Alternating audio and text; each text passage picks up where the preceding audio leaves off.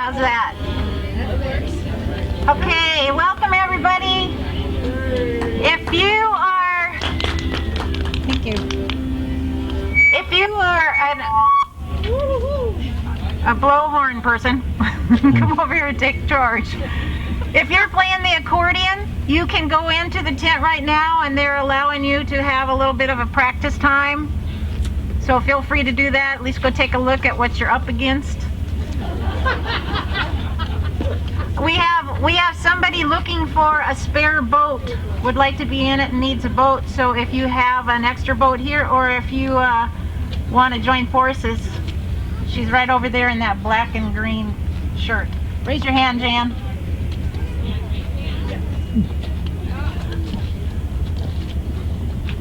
I have a boat. She has a boat. I need a boat. Jan has a boat. Got a boat. You have a family. Okay, so we're going to give about 5 more minutes, let everybody get a chance to check out the accordions, and then we'll go over the rules and we'll get started. Kathy? Accordion must play 3 stanzas of Pa to the satisfaction of the judges. You may have someone direct your fingers by verbal directions only, no touching. Boating. All boats will be lined up by the ramp. You may have help getting your boat into the water. You will follow the shore line down towards Mount Edgecombe High School, staying close to the shore and left of the buoy. Circle the buoy and return to the ramp using the lane on the outside of the buoy, farthest from the shore. Biking. All bikes will be lined up by the start line. You will follow the cones, stopping when instructed, and follow the directions given to you at each obstacle. You cannot move on until you complete each task. The one who crosses the finish line first wins that heat. All groups will start with the accordion. Individual or teams are okay. If you have a team, you must touch your teammate prior to that member beginning their part of the event. So that's pretty much it. Yeah, there. So now you just do the same thing with those 2. Okay. Now you're making music. A little bit. Okay, so then up. And then you go back.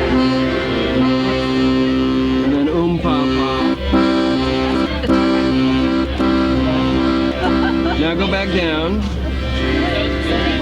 Almost. Do you need to practice? Why don't you pick up the accordion? Down. Go back to the middle. Go back to the center key, and then go. Just try to go down. There you go.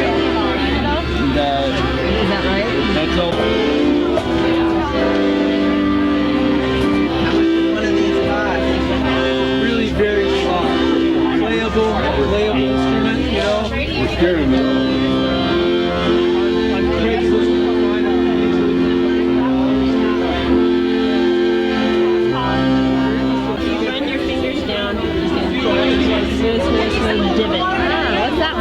And then you want to be like, that's C.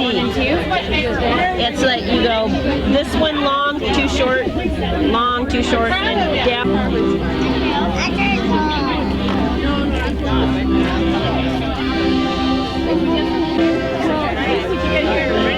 Do you need to practice? I got it.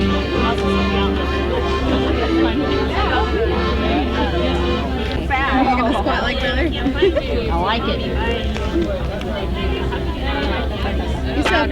Okay, so this is what's going to happen on the bike race. They start in heats of 8 bicycles. They go north. First stop is a hula hoop stop. So you have to stop, do 3 rotations on the hula hoop, carry on.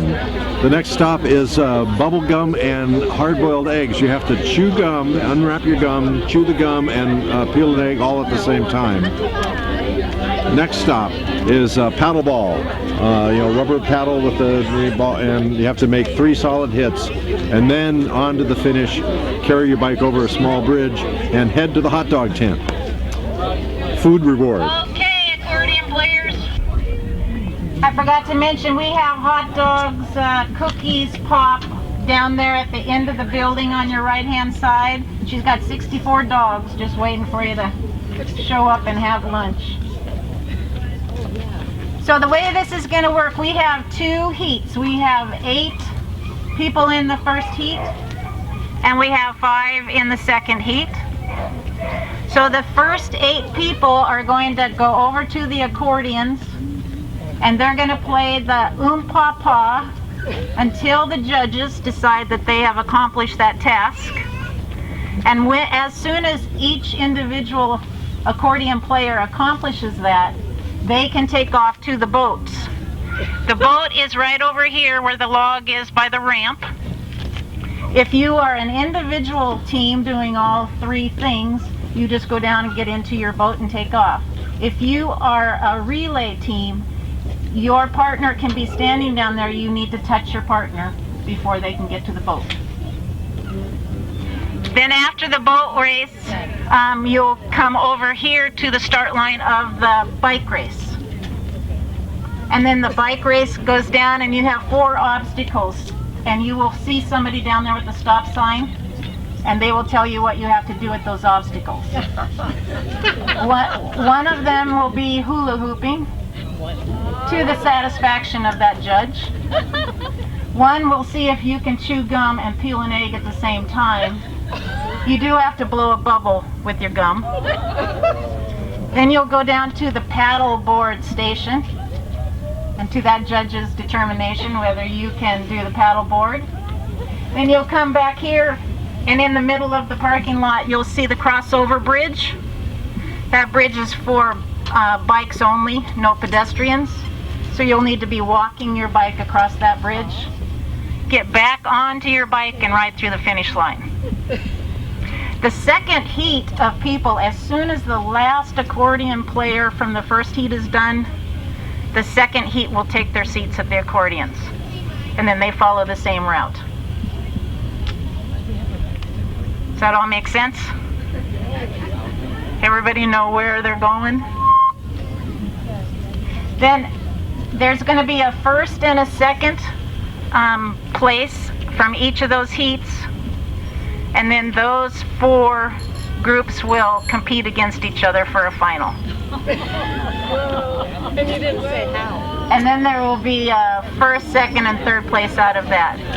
We will be having a lot of awards for all different areas. We do have a donation jar up there. We have some clothing hanging from that tent, and you can feel free to don anything that you think looks like you. There's water and pop and hot dogs and cookies for sale down at the other end. Okay, I think we're getting ready to go. You might, all the looky-loos, you might want to gather down towards the food stand because the finish line is down towards that end. Okay, so heat number 1, we have, I'm sorry, I missed John and Reber Stein and Megan Pasternak.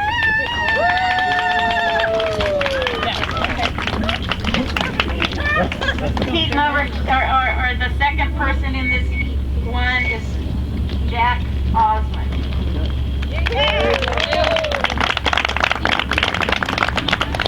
Number 3, Sherry Creek, Marta Martinson.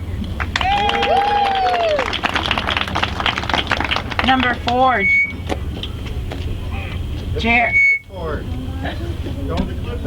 much better.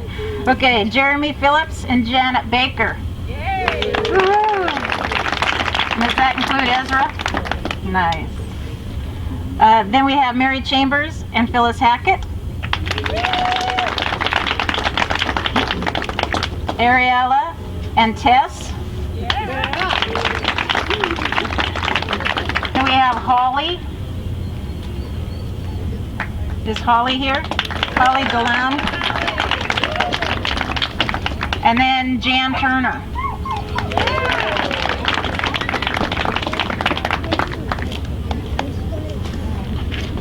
Okay, I guess that's it. let the games begin. The accordion players will all take your seats, and then we'll give you a...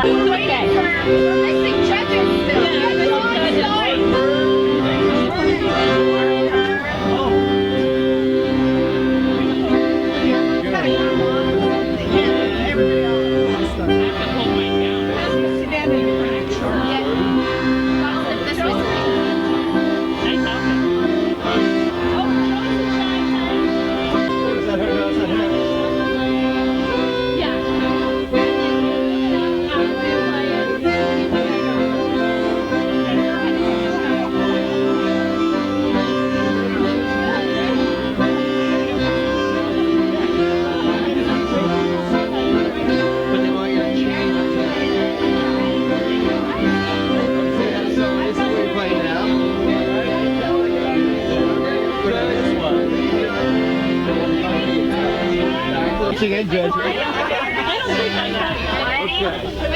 remember how this goes? Go across. Judges, players, silence. We're about ready to begin. Okay, let the crowd do the countdown. Start with 5. 5, 4, 3, 2, 1. Okay.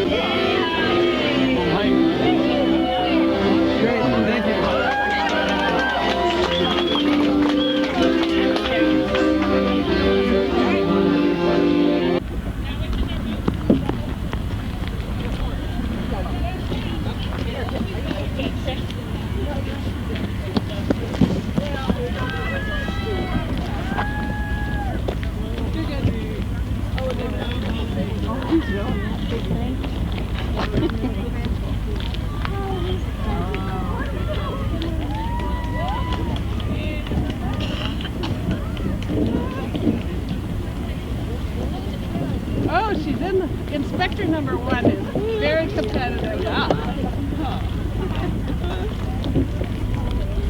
You are definitely the vote.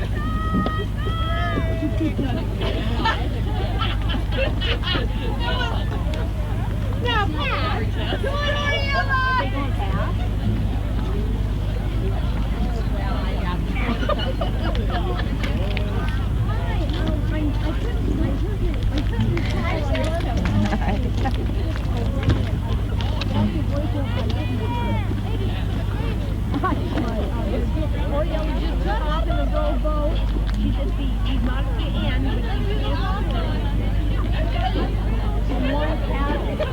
you'll probably see him.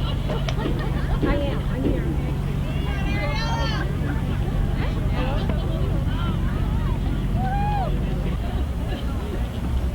I'm here. I'm here. Yeah, Mom and me. I don't know. I don't even know what time it is. Wow, look at this girl go.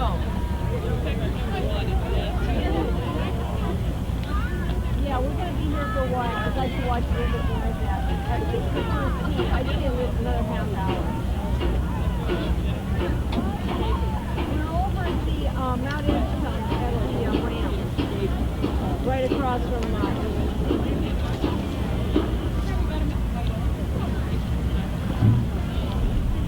Okay. Yeah, we're not going to worry about it.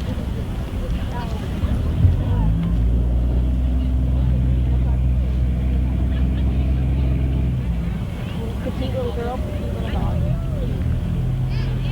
Dang, that girl's doing good.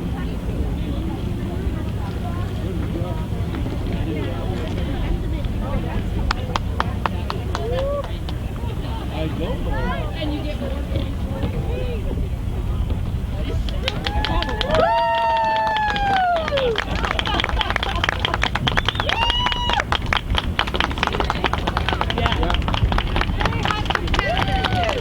Awesome job.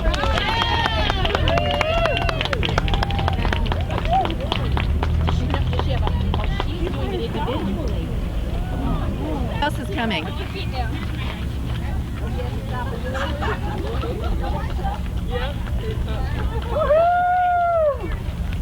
Have to go through or she's good? Yeah, let her go. Okay, go. Just try to direct them. They're going through that S curve. Thank you.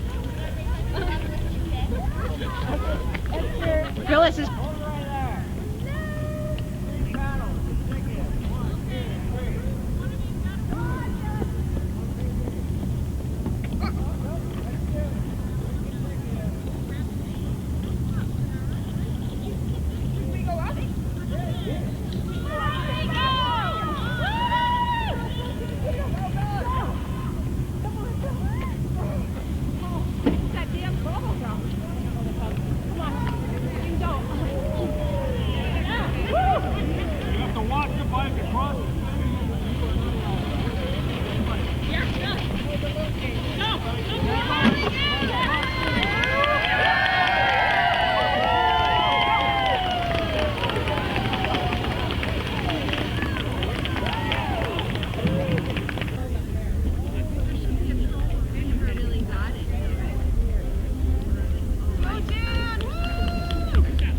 Walk.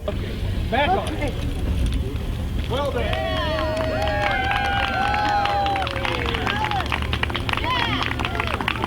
Good.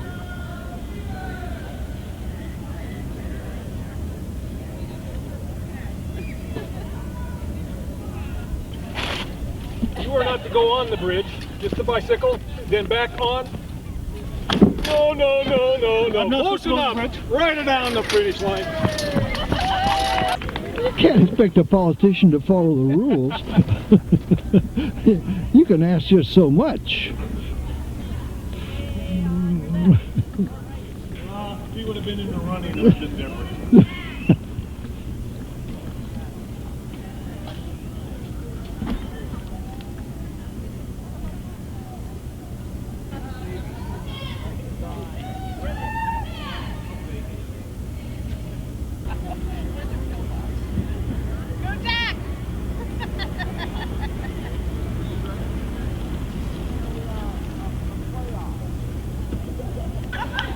I don't know you can do it.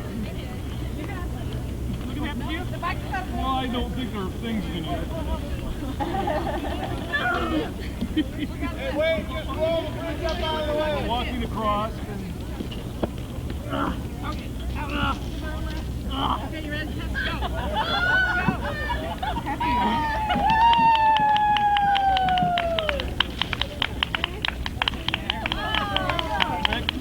Back on. I think she's going to take her. I can't.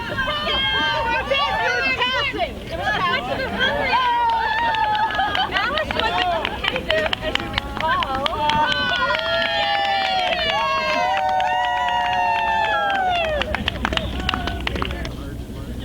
Good job.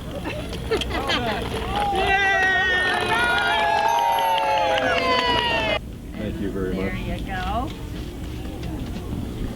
Oh my goodness. And just take $5 or whatever. Would that be okay? $5. Okay, well, I might How was that course? keep the rest. Just give me 15 change. 15. Are you sure? Yeah. Are you? You're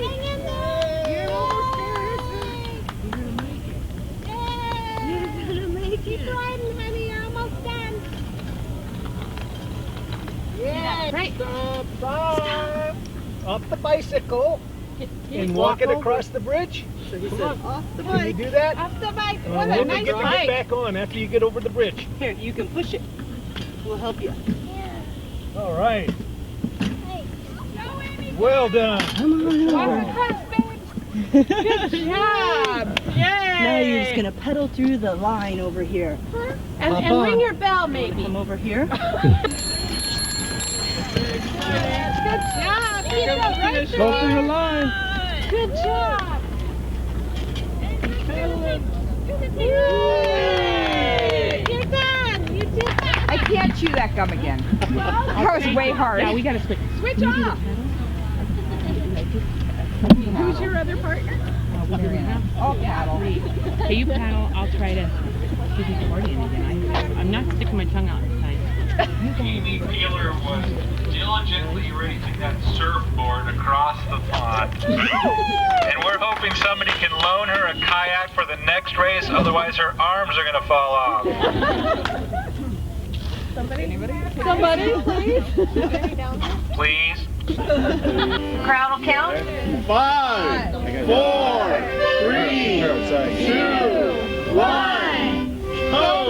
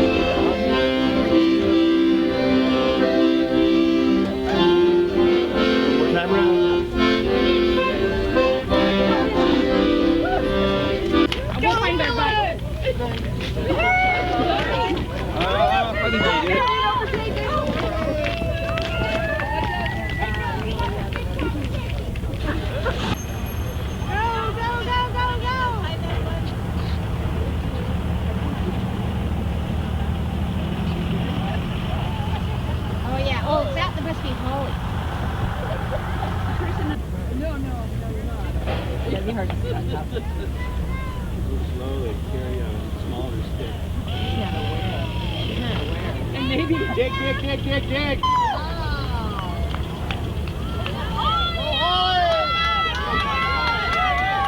Don't let it pressure!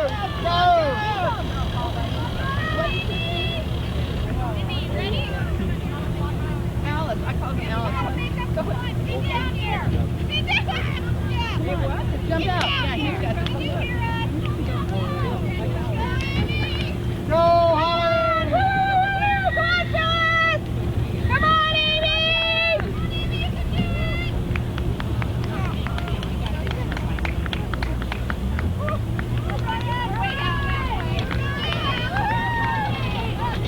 Okay.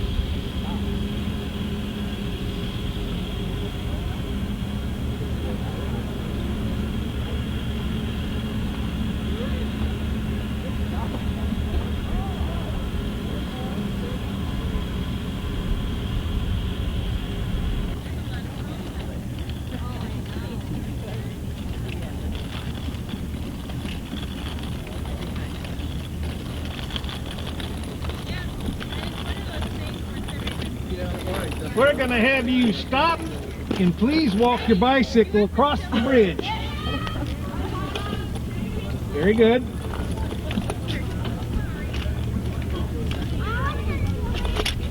Got it.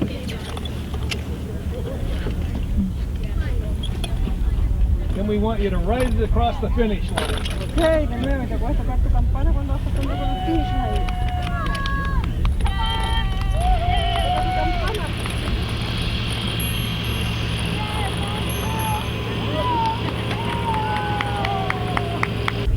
And I just sat next to a mirror and I mastered it. It's a nice muscly grin, high eyebrows. It's just a very natural smile. If the Alice face goes wrong, who do you end up looking like? Tell me about some of your attempts in front of the mirror. It's either go Alice or go home. That's it. Nobody else. Thank you very much. Thank you. BRI or BRY? Contestants, thank you for your enthusiasm. First of all, for best team costumes, goes to Tess and Ariella. Yay! A $5 gift certificate to the White Elephant. Two outfits at least.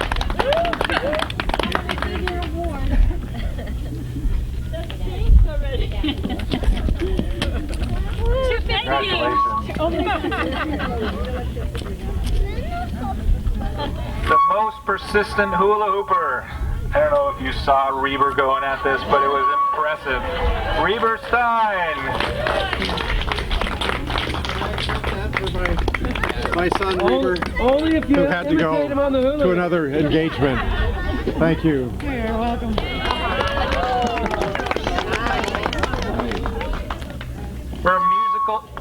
For musical talent promise, Holly DeLand. German drinking songs.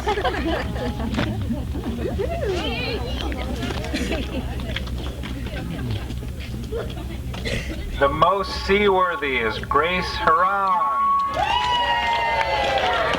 She gets a life jacket. Very appropriate.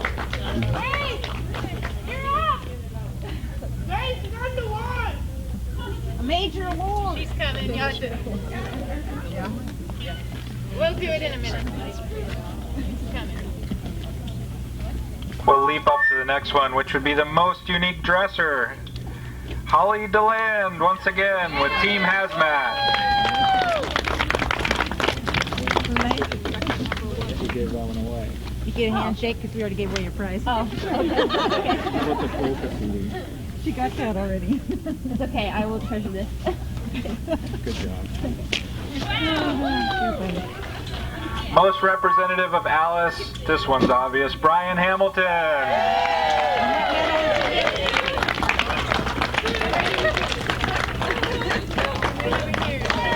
Oh.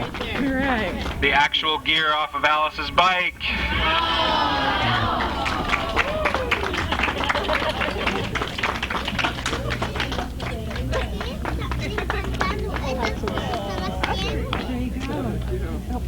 There it is. Good job. Put it on. Let me get your picture. And for the youngest, an excellent performance from Ezra, son of Jeremy Phillips and Janet Baker. He gets a medal, of course.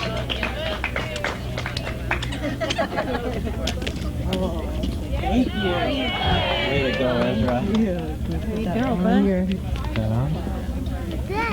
It's a medal. That's for an excellent performance. Thank you. Way to go. All right.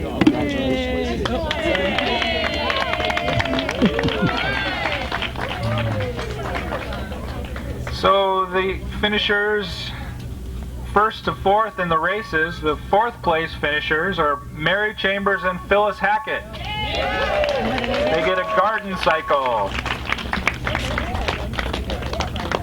Oh. Yay! You can have it one week now. Show it to the camera, guys. Oh, Third place, the boat trophy would be Mindy Jacoby, Alicia Peavy, and Amy Peeler. Give them a round of applause.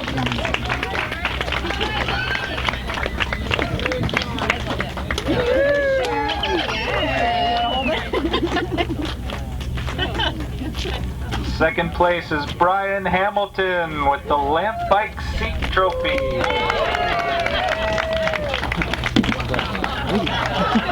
Excellent job. Don't try to write on that. Oh, no. Oh, nice.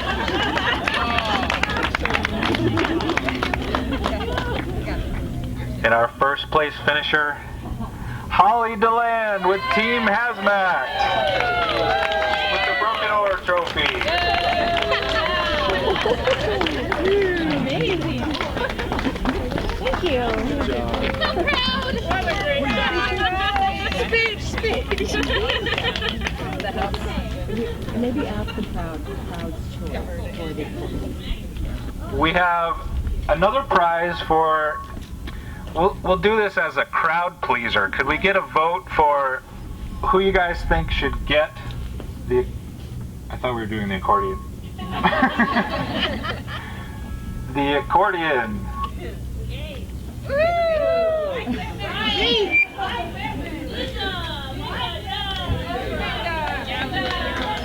I'm not a contestant.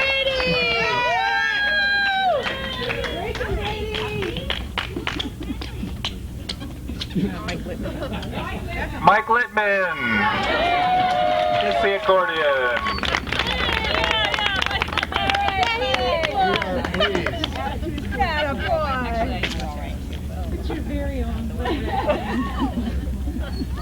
Well, I couldn't have done it without all the rest of you. All I can say is thanks, and I couldn't have done it without all your help. So.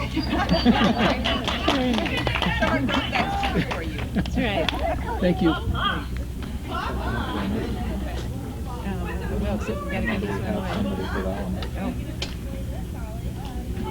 We didn't put anybody on the list for that one. We jumped to the gear. Wants it the most?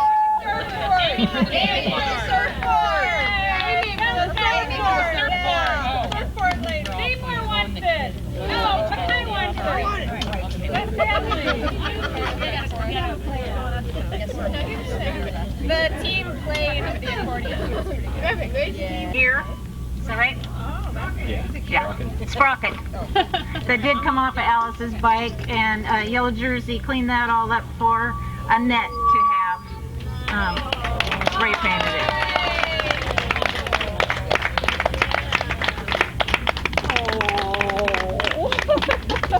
And they were talking about how Alice had to come in continually because these are supposed to be rounded.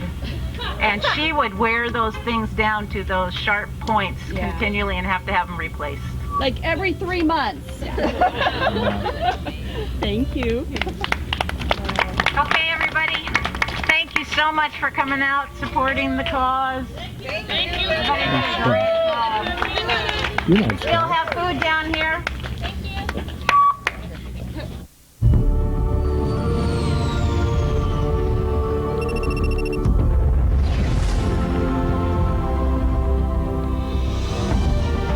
Sector's clear, Captain. Seems that way. But they're here. We have an intruder. 30 meters. 20 meters. 12. 8. 5.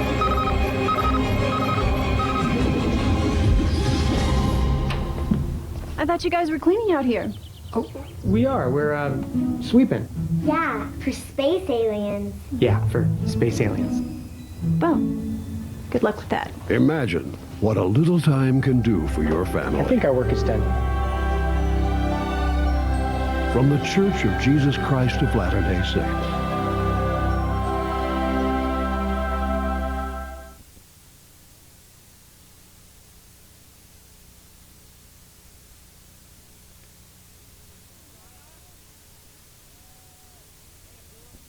And welcome out to Sea Mountain Golf Course, where we are holding the second annual Women's Golf Tournament. My name is Alyssa Sexton. I am the Sitka Community Hospital Diabetic Educator, and we are out here today promoting Sitka cancer survivors and the diabetes program for Sitka Community Hospital, where we are raising funds and raising awareness of those two illnesses.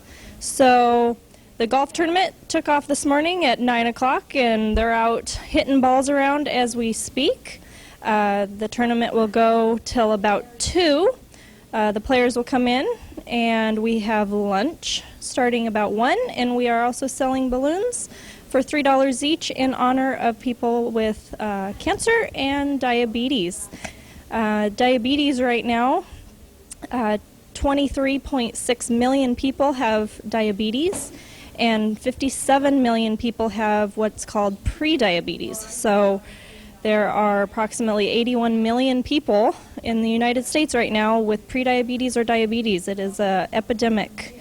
And so we'd like to raise some funds for our program where we can provide education to patients with diabetes. So last year we raised over $9,000 out of the first annual golf tournament. We have much better weather this year, so hopefully we will meet or exceed that amount this year. Let me tell you also how you can be involved if you happen to miss today's tournament. You can also donate anytime to either the Sitka Cancer Survivors Society or Sitka Community Hospital and donate funds or your time. I'm sure either program would appreciate either, so you can contact either of those groups. Let me also tell you a little bit about the program that I'm involved with, Sitka Community Hospital Diabetes Program. If you happen to know someone with diabetes or happen to have diabetes yourself and looking for education, you can contact myself at the hospital, Alyssa Sexton, and or go through your physician. It does require physician referral to the program, but usually insurance will pick up the cost of that education, and it decreases hospitalizations and complications from diabetes. So it is very important to receive that education about diabetes and how to care for yourself with diabetes. So joining me now is Mary Solstice, a volunteer for the Sitka Cancer Society, and also a nurse over at Sitka Community Hospital. Correct. So Mary, can you tell us a little bit about the Sitka Cancer Survivors Society? Sure. Good morning, Alyssa. Good morning. Good morning, all of you. It's a beautiful morning here at Sea Mountain View Golf Course. A lot different than last year when everybody was out in the soggy weather. Sitka Cancer Survivors, I don't know how long it's been in progress, probably over 10 years, I would guess. We're just a group of survivors, or some of us have a history of cancer in our families, that we've lost somebody to cancer, or we know somebody that has cancer. Actually, cancer is so prevalent now that almost everybody knows somebody that has survived cancer or has lost their battle with cancer. Anyway, we get together monthly, and we have two missions. One is to provide many grants to newly diagnosed cancer patients, and those grants consist of $500, which can come in handy when you have travel expenses, medical expenses, and just the whole stress of being newly diagnosed with cancer. And the second one is our Path of Hope Park, which is located next to Mahler Field, and it's a cancer survivors park. And you go in, and it's minimally landscaped. It looks beautiful. We've had some volunteer people in there. It looks like you're in the wilderness, yet it's still nice. And there's benches there that have inspirational sayings. And it's just a nice place to go and sit and think, especially if you've been recently diagnosed or you have loved ones that are going through a cancer process. Great, and so the funds from today's golf tournament are going to be put towards those two items? As far as I know, the fundage today will go towards the Path of Hope. I could be wrong, but I'm going to stick with that until I hear otherwise. That's your final answer? Yeah. Okay. I need to phone a friend. Okay, well, great. And I think the funds for the diabetes program are going to be raised to get an electronic health record specifically for diabetes designed by diabetes educators for diabetes education. We're standing on hole 2 with one of the golf teams that's in the tournament, and you guys have a name? Yes, we do. It's New Archangel Hanson Marine. All right, and what's your name? My name's Kenny. Kenny. Okay, and how are you guys doing? We're doing pretty good. We've birdied 8 and 9 in part 1 and just starting on 2. And coming up on the next hole is the big 25,000 hole-in-one, right? Yeah. Oh, yeah. you guys getting psyched up? Oh, we're ready. Yeah. We're ready. We're partners on that one. Partners, okay. Yeah. Have you used your string? We used 1 string. And any mulligans? We used 2 mulligans. Okay. You guys gonna win this thing? We're trying. There's some good teams out there, so we're not counting on it. And but you guys hey, only have 3.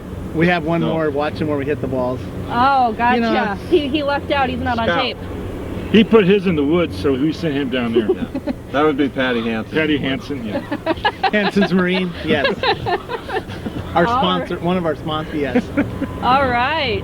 Well, good luck to you. Oh, thank you very much. We will see you. See you at the clubhouse. For lunch. For lunch. All right. All right. Thank you for sponsoring this. Thank you. All right, welcome to hole 3 with the second half of my diabetes team. This is Susan Hoyt, who's the registered dietitian over at Sitka Community Hospital. And what are you doing just sitting here?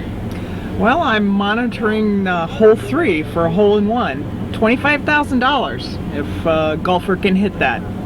And I have not heard looking and coloring, so have we actually got one yet? Well, someone actually hit on the green about 5 foot from the hole, so that was pretty impressive. That's almost worth like 20,000, but not quite this much.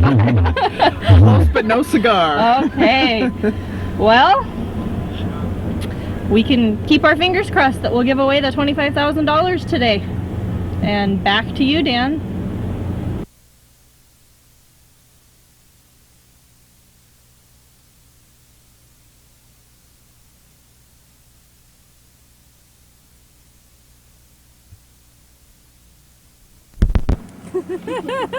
Did you get that? She was very excited.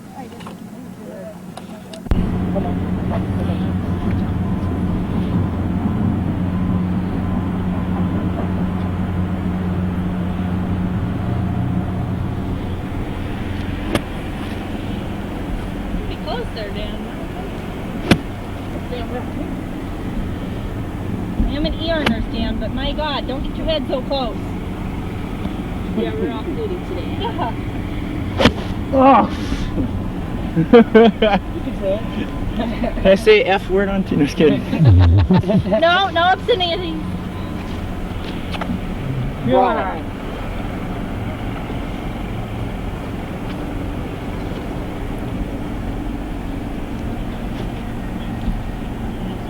What was that front foot in a little, Mom?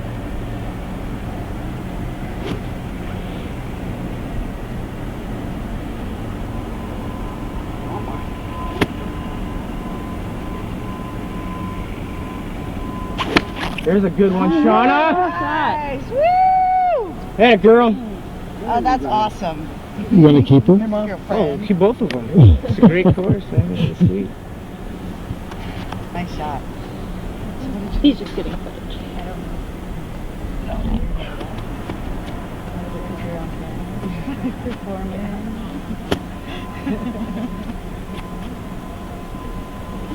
Yeah, that's a good shot.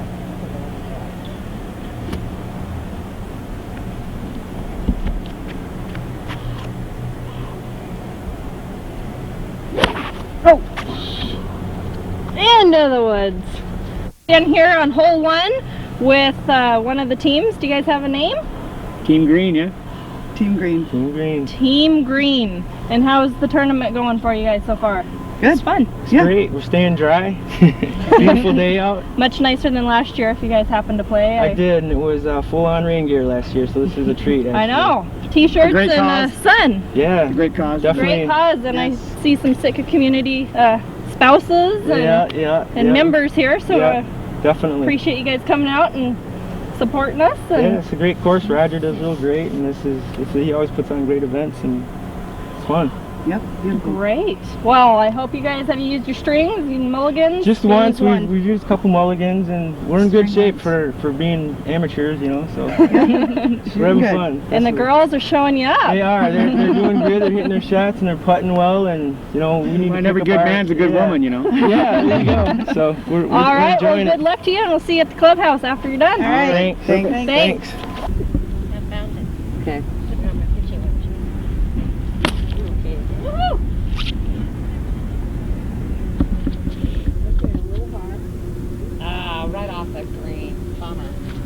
hard. Too hard and too low. That's all right. Now you gotta shoot like a pro. Now you gotta guys. shoot like a pro. A pink ball. You bet. You bet. Pink is beautiful.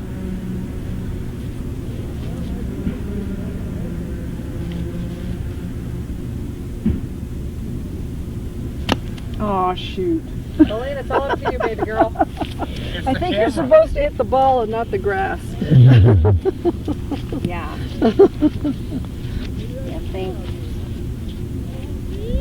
It's up to you, baby.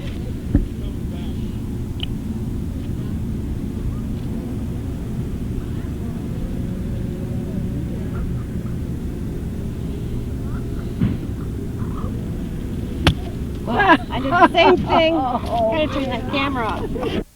Is that right? Is this 9. 9? I don't even know where I am. We've been driving the wrong way. We've been accused No of worries. all sorts of things. So, okay, Sunny 9. And what, do you guys have a team name? No. No. No team name. But having fun? Oh yeah, Oh, good yeah. time. Yeah. Excellent. I'm the mascot. That's Oh, okay, we got the mascot over here. Budweiser babe over here. And I heard you talking about some mulligans. Used your mulligan? No, have not. I'm saving one mulligan for hole 1 because that's a nasty one to get. Ah. That's the toughest. That's the toughest one? Yeah. And what about, did you guys have a string? Had to Yep. use a Yes. string? Yeah. Still got string left. I Still still got have a whole string left. string. All Yeah. right. Yep. And having a good time out here? Yep. Excellent time. Excellent time. It's just like Beautiful the day. It's weather not is pouring. ordered. Yep. That's Usually it's much pouring in these nicer tournaments. than Last year much was nicer than last oh, year. Yeah, last So year was, We were oh my soaked. God. Yeah. well, great. We appreciate you coming out and supporting diabetes and cancer. Thank Yep, you. absolutely. Thank you. All right, Good have a- cause. Good, have a- very good cause. It is. And I hope you guys have a wonderful time. We'll see you in the clubhouse. Okay, Yeah. sounds good. Thanks. Bye-bye now. For 9. 9. We're still on hole 9. Just the other half of hole 9 with Liza Martin. Hi. Hello. Hello. And you're out here quite a bit, aren't you? I play a couple times a week. It's so beautiful out here. And today's perfect weather It's for gorgeous. It's gorgeous. No wind. It's beautiful. it. Great. And how have you guys been doing in the tournament so far? Good. We just birdied number 8. We had a nice little chip in for number 8. So what are we? 2 under now? 3 under. 3 under. Mm-hmm. And Halfway do done. you guys have a name? Your team? We're coming across a bunch of teams that don't have names. Martin Enterprise. There you go. Martin Enterprises. We're the hackers. And you're one of our sponsors for. Yes. So It's for a great cause. it is a great cause. And you have your pink on. We're pink. Pink, and I got my gray on for diabetes. So cancer and diabetes. It's a great thing.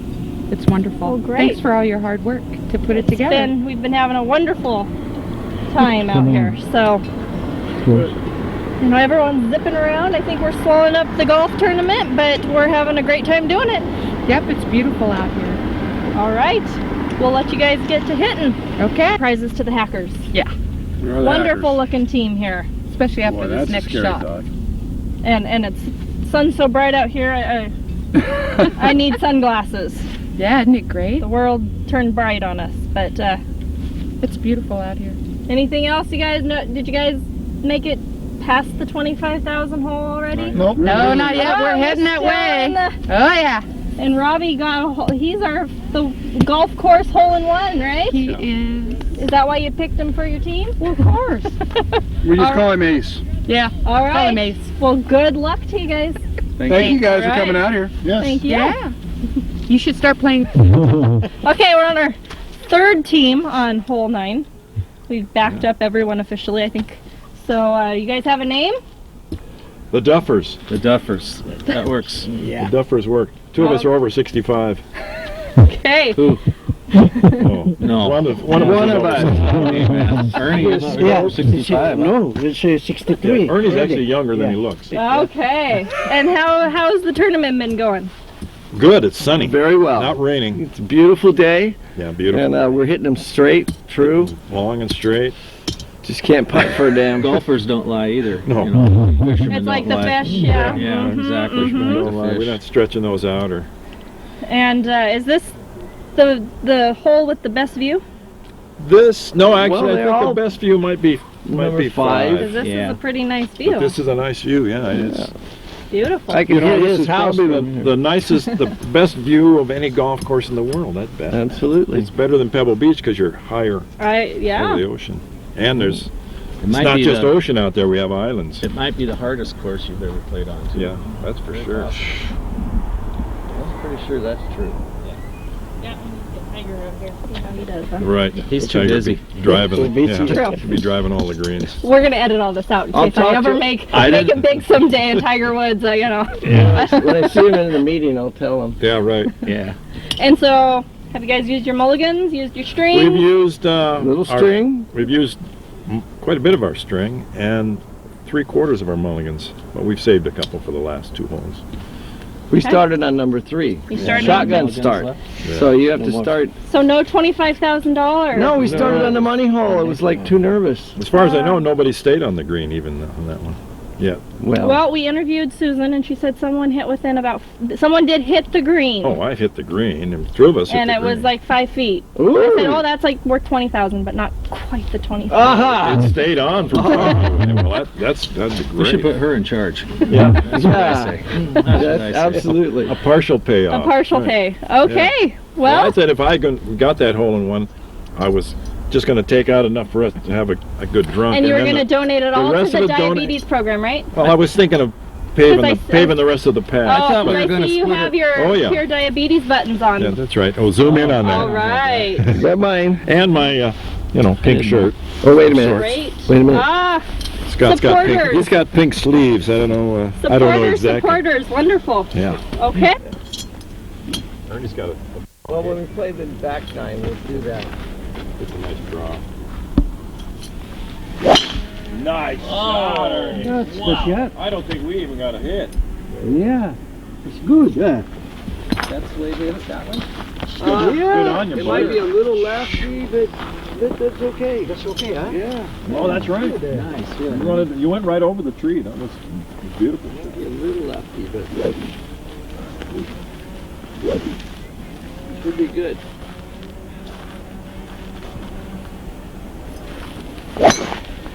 Ah, that's a fade. So you guys, the sound wasn't on when they said I hit the pond, was it? We play that double. Yeah, right. Good. We need to go drive on the way for Ernie. Nice shot. Hey, Sparky. Let's go, Pinky.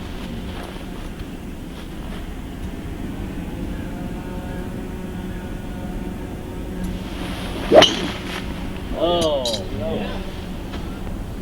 Now that's right. Okay. I know that one.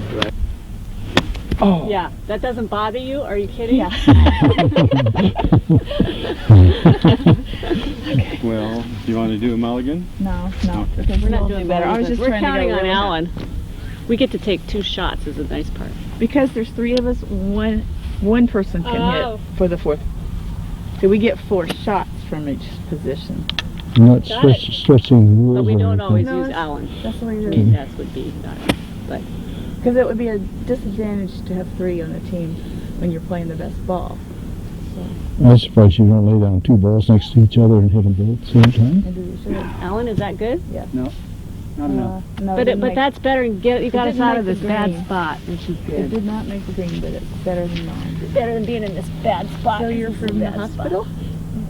I am. You're from the hospital. I'm community TV. He's the TV man. Yeah. We play it over and over again, especially your bad shots. My husband just told me that you just filmed him with one of his worst shots. That was nice. On 9, no less. Yeah. He wasn't very happy though. We spooked him.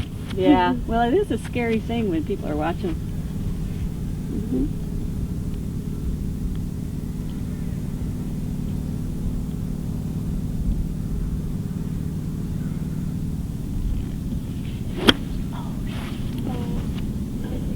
Oh no, bounce. Well, that's your house. Well, I'm taking a mulligan here. Okay. Because we haven't hardly used but you them. get one more shot in our group. Yeah.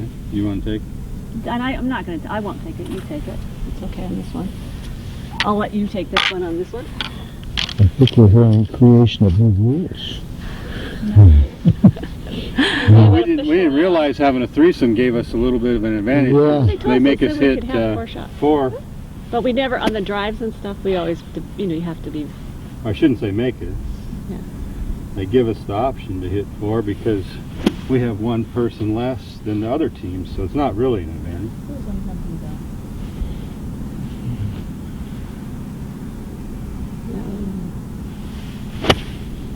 That's a little better.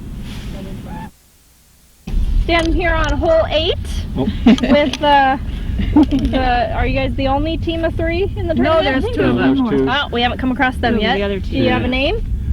The Huff team. The Huffers.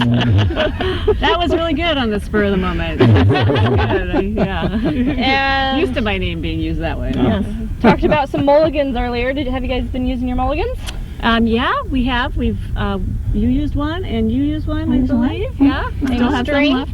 And we've used string. Oh, We yes. used Part of our string. We used a couple pieces of string. We still got a lot of string though. Yeah. We just had a nice birdie on the last hole. Yeah, we're saving a lot of stuff for hole 1. That's what I keep hearing. That's yeah, all last hole. Everyone keeps saying I'm saving their mulligans for one. For one, so we got a lot of mulligans to use up. Now, have you gone through both the holes 3 and 5?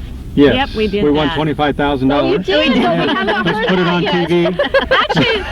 Paula, so the IRS can come and get it. We didn't win it. Paula's been our star. She got the straightest drive on 6 so far when we went by. Of course, we didn't know if there were any women before her, but That's it was right. pretty. There's people behind and then us. there was she had a fantastic drive. In fact, I think she beat out Liza by maybe Longest drive. Longest Wow. drive, too. But there's So- people behind us. Yep, so we don't know. There are? Okay. Yep. Well, good luck to you, and we'll see you over at the Thank clubhouse. you. Okay. Thanks for Having coming fun. out and supporting cancer and diabetes. It's a fun way Thank to do you it. for all your support. Thank you very much for coming. Thanks. How do you think I worked my way through college? Washing dishes. It wasn't grilling hamburgers, let's put it that way.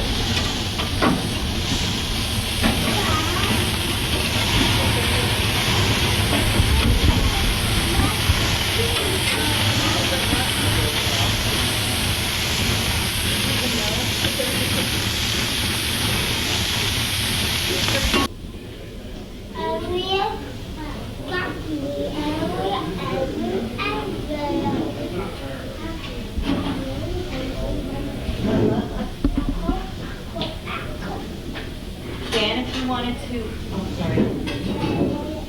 First one. Oh, what did you start at? 4. Okay.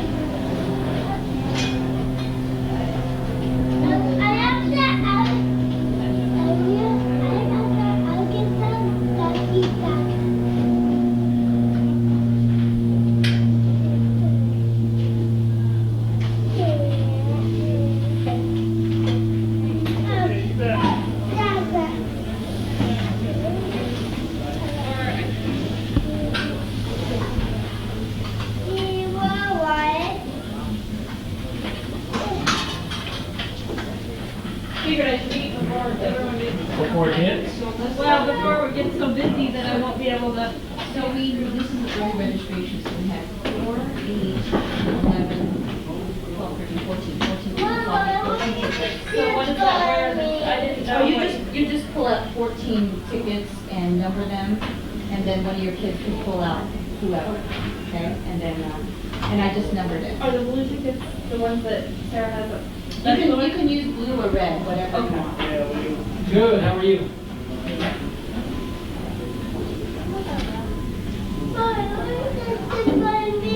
Well, we're going to sit right here because I'm not going to move the chair.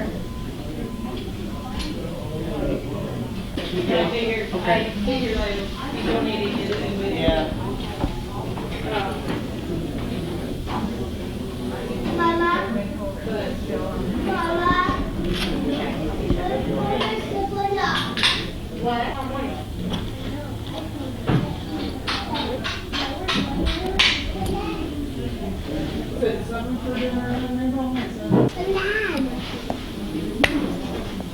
Kaylee, say hi to the camera.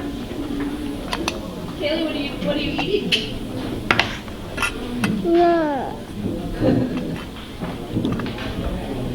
And Kathleen, what are you eating?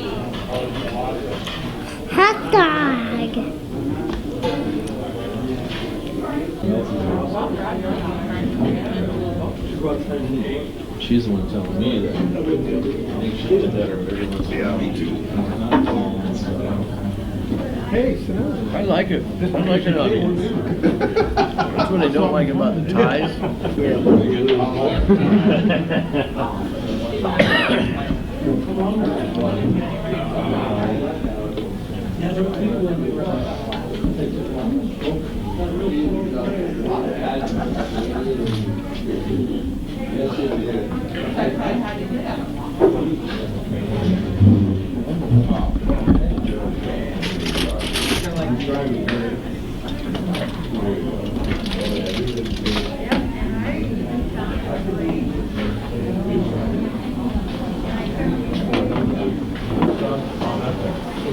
They're also called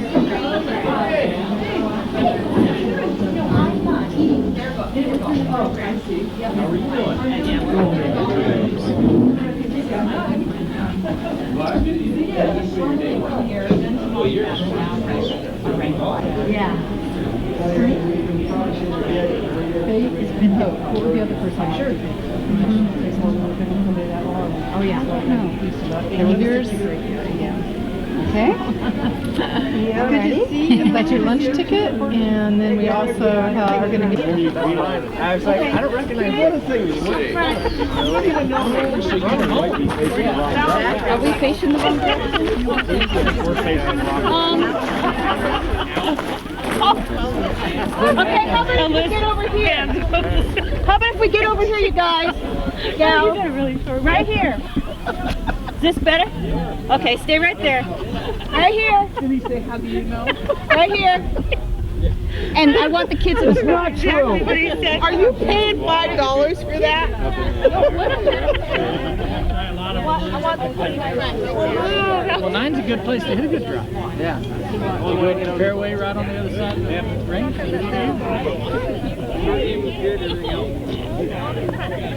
Did you hit one in the bushes right here? Yep.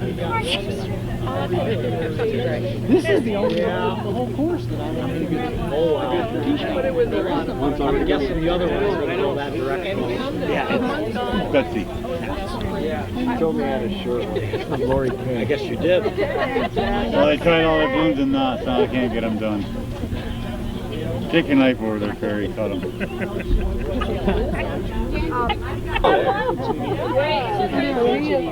Okay, thank you. Oh, no. Oh, nice catch. Oh, you're quick. Could we do that again? They need to be stirred up anyway. Thank you, guys. All right, let me have you hold on to that. Well, maybe they're going to draw. Oh, no, I'll draw it inside. Okay. Did you guys get a good group picture? A tight picture? Jamie, are you okay? Everybody got their pictures? Okay. You guys, thank you so much for being here. The pink is for cancer awareness. The gray is for diabetes awareness. And, you know, last year it was very rainy and wet. This year, I don't know if anybody's Catholic, but I did a whole bunch of rosaries. And so this is what I prayed for, is that we would have good weather, but that we'd have a lot of fun. It worked. And so we raised a lot of money, and we're going to be doing more prizes in there. So I just wanted to tell you this is going to happen every third Saturday in August from now on. Cool. So please put it in your calendars. We already have it scheduled for next year. And so don't be surprised if we come along asking either for donations, volunteers, or just to show up and play. So, okay, are the pictures done? Dan, are we done? For me. Okay. Pictures done, Jamie? Okay, you guys, release them. Look up. Look up. Look at that.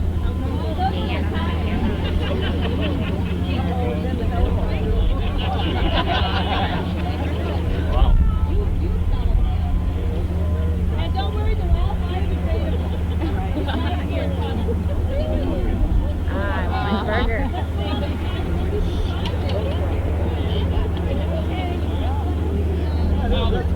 I hope they got some pictures.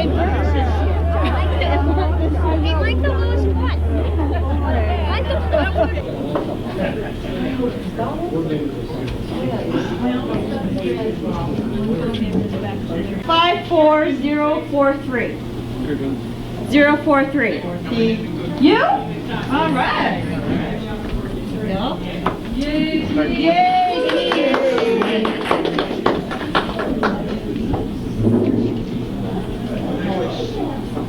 Okay. Let's see. Oh, okay. A jewelry box from Goldsmith Gallery again for this door prize. 854157. 157. Am I winning anything, Rhonda, at all? 157. 157? 854157? Okay, I'm sorry. Okay. I love good prime rib. I'll come eat. Thank you. Do you want to come draw? 854027? All right. Hula. Here you go, Neil. I'm sorry, Alan. Sorry, Alan. That's all right. I hear you're getting married, so you may want to give that to your fiance. Good advice.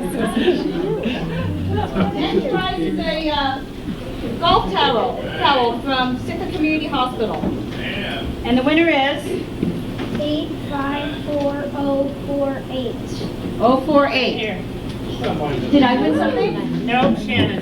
Shannon Churchill. Oh, Shannon. Shannon, all right. Okay. For one of these hats that was donated by Joanne Huff and myself.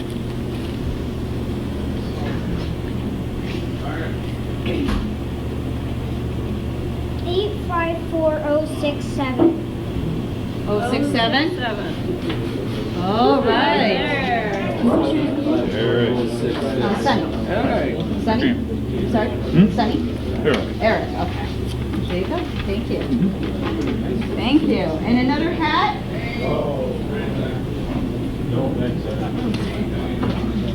Again, donated by Joanne Huff, and basically everything else was donated by Joanne Huff and myself. So I just want to let you guys know that. Okay. 175. 175. Oh, I think that's me. That's you? Are you sure? We must get evidence. 175. Okay, there you go. Congratulations.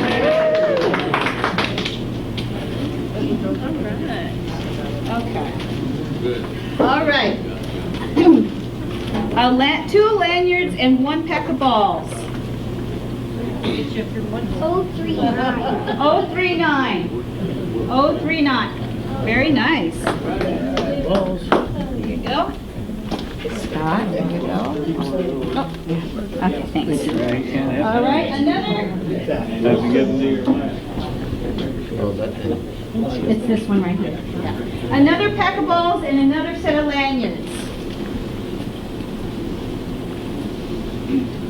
038. Scott, there you go, catch. Pick those babies. All right. You look so cute in pink. Okay, another set of lanyards and another pack of balls.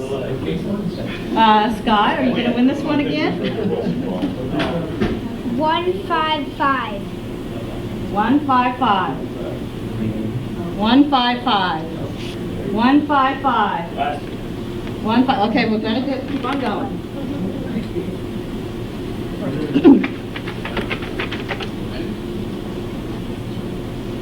182. 182. Where are you? Oh, hey. What's your name? Ann Morrison. Ann Morrison. All right. Thank you, Ann. Okay. One more set of lanyards and a pack of balls. And 099. 099. I got that one. 099? My own. Oh, here you go. You're going to look cute. There you go, Scott. Thank you, Scott. Go with your shirt. Yeah, I was saying. And the last set of, we've got two more raffles here. The last set of lanyards and a pack of balls.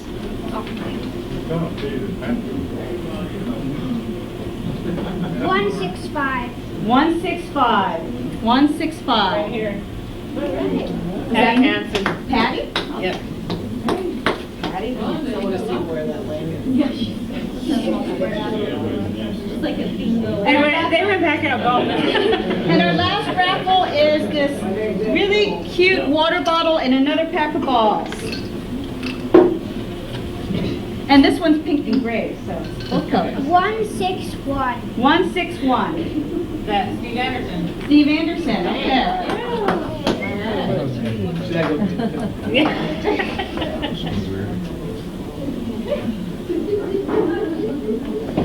Okay. Whew. That took a long time. All right. So for our prizes, early registration, we did a raffle for people who registered early. And that's what we're going to be doing because we want to encourage everyone to register as early as possible.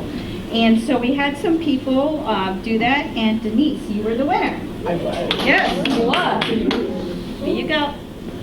Congratulations. Okay. Let's see. That's right. That's my T-shirt. Okay. For the holes, I just want to mention our sponsors because they just really put out a lot of money during this very challenging economic time in our community, and they really pulled it out, especially for our hole-in-one, which, you know, some tournaments do not feature a $25,000 hole-in-one prize, but we were able to, so that was really nice. Unfortunately, no one won that, right?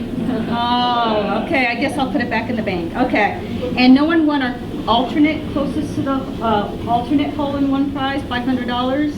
Nope, nobody did. Okay, are you sure, Jan? Okay, it had to go in the hole. I guess no one did that. So on hole number one, well, our sponsor for hole number one was Sitka Bazaar, the Trayer Shield family. For number two was Remax of Sitka. For hole number three, our hole-in-one, it was S&S General Contractors. For hole number four was Sitka Elks Lodge, number 1662.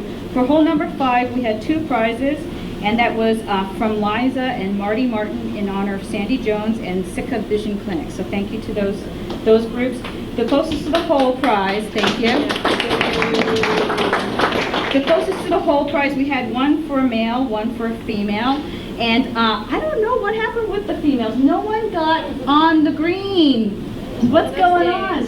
But that's okay, because out on the auction table, there are some lessons, golf lessons that are being auctioned off. Please go ahead and do that. So we couldn't give that away, but for the men, Scott Calhoun won. Thank you. You won one pack of balls, golf towel. What was the distance? I don't know what the distance was. 27? There you go. And then you got a $25 Ben Franklin. Here you go. Thank you. You're welcome. Congratulations. So on number 6, our Straightest Drive sponsor was Sitka Bottling Company. Thank you, Scott. You didn't win on that one, I'm sorry. But, for the men, it was Neil Huff who won Straightest Drive. Congratulations. Nice, cute balls. Hold on a second. And a nice pink putter. There you go. And for the That's perfect for you. Look at that. That's perfect. That's funny. My turn in red. Now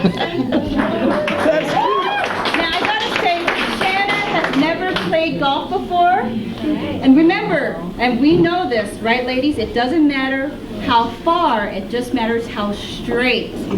So there you go. All right. $100 from ACA Time. So for the women that are here, I expect you to be there on Thursday nights for Women's League nights, because now you got a taste of how to play golf. You know that's a lot of fun, so I hope you can come. Thursday nights, it's cheaper than regular times. We play at 5 or 5:30. For Longest Drive, this was sponsored on hole number 7 by Sitka Sportsmen's Association and Sitka Moose Lodge number 1350. So thank you to them. For the men, Steve Stiles. He won. Thank you so much. And let me give you his money. Oh, well. I know. We won't tell him. Okay, won't tell him. So no one tell Steve he just won $100 from AC Lakeside. And for the woman, the longest drive, and I'm surprised by this because Liza usually beats me at this, I'm the winner. Okay, thank you. So I won a bunch of balls and my bag back. But my bag back. I was giving it away. I was trying to. Okay, now just for fun, we had also the shortest drive on hole number 8. And this was being sponsored by Alps Credit Union and Harry Race White's Pharmacy. And for the men, should I say this name out loud? I don't know. Is that a good thing? Or okay. It was Bob Rolls. Where is he? I'm hiding in the corner. Okay. All right. That's why I asked if I didn't know if I should say your name out loud. There you go. Thank you. And for the women, it was it was Shannon Triershield, who was on my team. So she wins balls and a mug. And this was her first time on the course. Wow. Wow. That was a tough one to beat there. For hole number 9, there was no prize, but our sponsor was Foreign Automotive Repair and Haynes Corporation. So that was great. Thank you to them as well. So, okay. I'm just going to go ahead and give the team prizes here. Now, the first team prize was, this one's called Good Sportsmen Womenship Prize. This is for the people that are just out there and that we had to, almost send out the Coast Guard for, but that's okay to look for, but that's all right. So the team that won was Jennifer Meyer, Eric Robinson, and Sonny. So congratulations. I'm sorry. I'm sorry. The other Jennifer. This is what you get. And there's some pack of balls in there too. Red lantern. No, I get it. All right, for third place, and I don't know if they're here. For third place, it was Marty Martin, Elizabeth Martin, Robbie Jarvell, and Ed Kimmel. And they're not here. Well, I will keep their money for them. Thank you very much. Okay. And I think, how much money was it? The prize was $80. So 28 each person. I think they had a score of 31. 30. 30? Thank you. Okay. Second team prize was Bill Steinbach, Steve Bradshaw, Ed Conway, and John Rennie. Are they here? I guess I'll must be present. Must be. Yeah. And they had a score of 28. They actually had a tie-off with another team. And the tie-off was with the first place team, who is... Do you want to know how much the second place team won too? Yeah. Okay. They won $120 in cash. Okay. So the first team prize won $160 in cash, and they're going to buy lots of people a lot of rounds of drinks, I'm sure, right? Okay. Was Scott Calhoun, Joe Wickham, Jay Harai, and Jerry Sutton. Congratulations.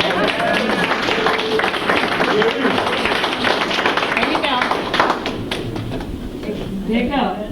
All right, and I think that's it, right? I think that's all for the prizes. Well done, thank you. And don't forget, we still have the silent auction until 2 p.m. There's golf lessons on the table that have been going fast and furious, as well as a massage certificate, which I don't know about you guys, but I'm needing a massage right now.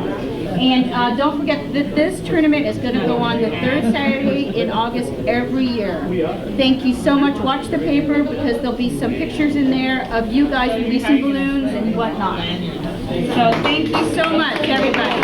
Oh, I'm sorry. I forgot public space. I apologize.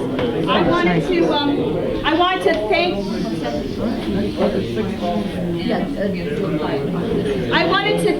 I want to thank certain people that were really great volunteers and give them some kudos. One was Joanne Huff. I don't know if she's still here.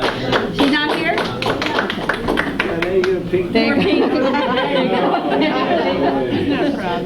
Joanne is in yoga right now, so that's okay. Another person I wanted to thank was Alyssa Sexton from the Sitka Community Hospital. And another person I wanted to thank was, and where is she? Sarah Blue. From the Sitka Community Society. Appreciate it. Another person I wanted to thank was the balloon crew, who is Mary Solstice and Bonnie Richards. They had to transport, get up in the morning to transport. Another person I wanted to really thank for coming out here, and she does a lot of tournaments, is Sheila Finkenbinder. Thank you so much. And then there were two other people. These are very important people because without them, we don't have hole-in-ones at all. And they are Jan Love and Susan Hoyt. I don't know. Oh, there you go. Thank you so much. And you really have to work hard at these hole-in-one jobs. And you know, how about 1,000? I don't know about them, but they were like, they were told, could you get out there, but could you get out there like right now? Because I was kind of going a little bit nutsy, and I forgot that we needed witnesses at the hole. So I especially thank them for just getting in the cart and just jumping in. So thank you so much. Am I forgetting anybody else? Am I forgetting anybody else? Remind me. I don't know. I'm looking. Yourself. Yeah, oh. yourself. Oh, I'm sorry.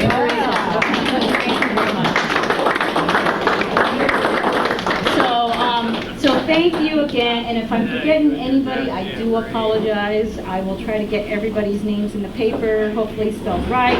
We're going to get the team scores, well, some of them anyway, into the paper too, so please look for that. And thank you so much. Just the top three, So just want to announce, everyone, there's like about 18 or 20 minutes left in the auction. Okay? So there you go. Thank you.